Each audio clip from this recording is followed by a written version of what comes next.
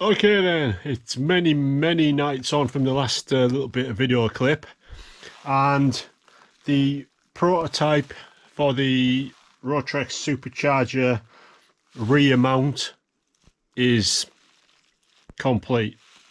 Now what I've got to do is transfer that design onto a sheet of aluminium which just came today.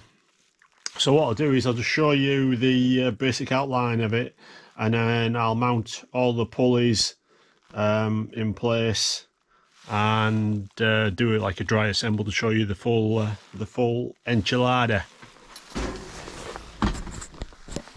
So rather than having a full base plate or front plate, as it's properly called, I've opted to have a smaller design, keeping whatever your, or in this case my original timing cover was, which is the DSN one.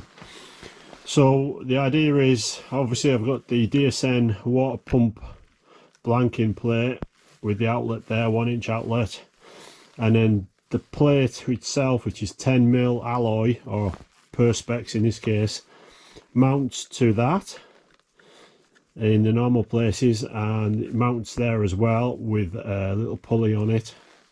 And then a lot of these nuts and bolts are just to hold the various parts together, because I had to chop and change the design slightly, so it's just glued. It will sit a lot deeper than it is shown here.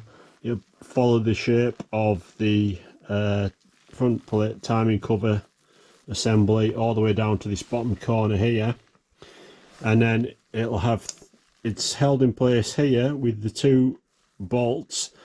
The original timing cover is drilled and tapped all the way through, and then these two fasten onto a plate at the back. So you've got to imagine this is all alloy, so it fastens onto that plate there in two places, and then it is this front plate. There's a spacer plate in the middle just to take up the gap.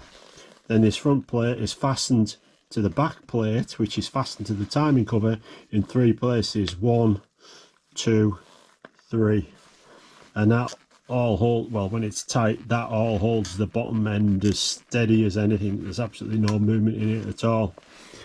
Then up top, obviously I've got it shaped so it clears the bulkhead.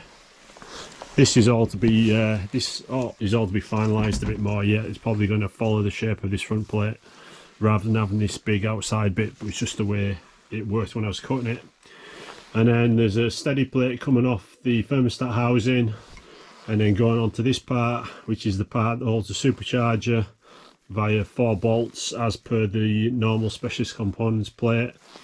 And then there's bolts at predetermined intervals. It's going to change, going through, holding it to the main plate, which is this one at the back. And that's all steady as it can be, considering it's just made out of perspex. So hopefully when it's made out of T6 alloy, it should be a lot stiffer. And that plate came today, so it'll be a case of altering this design and transposing it onto the finished alloy, and then very carefully cutting it and making all the various brackets that I need out of the sheet that I've got. It should work, but that's how it's going to sit. And then as you look at it there, it clears the exhaust by a good amount. There's a decent gap in there. I'll probably wrap it as well. The exhaust is going to be wrapped, and then whether the supercharger itself has some sort of wrapping and heat reflective material in it, I don't know yet. Outlet comes around across the back of the exhaust, down the side underneath where the coil pack sits, and then round to the front of the engine. So the idea is that that is going to come round here, and then the air filter is going to sit at the front of the engine bay to pick up nice cold air. All the pipes that there are will be wrapped in heat reflective tape, and then obviously there's going to be a pipe along the back to join the 90 to this pipe. It's going to be silicon 90 in here, and then alloy straight from there to the 90. So that's the plan. What I'll do next is I'll do a dry run. I'll put the pulleys on and show you the complete assembled unit. There is some parts that came today, which is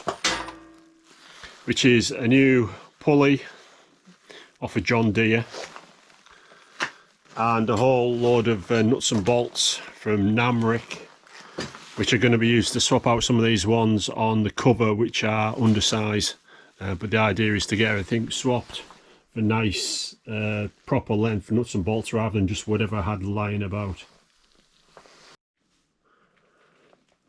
Right, so there we go.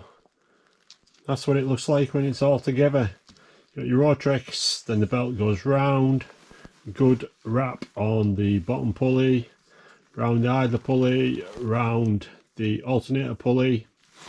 I have got a bigger one of those coming which still hasn't arrived yet to help me get the alignment correct, to move the alternator that way slightly, which is better for the swinging.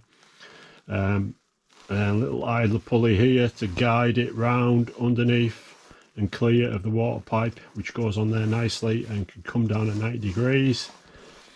Then idler before that I used to have in the timing cover, wherever it was, over here somewhere, and then back up.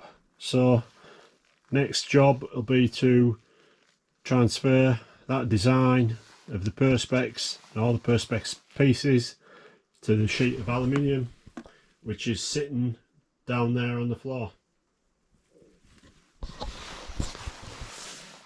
So that's it for tonight.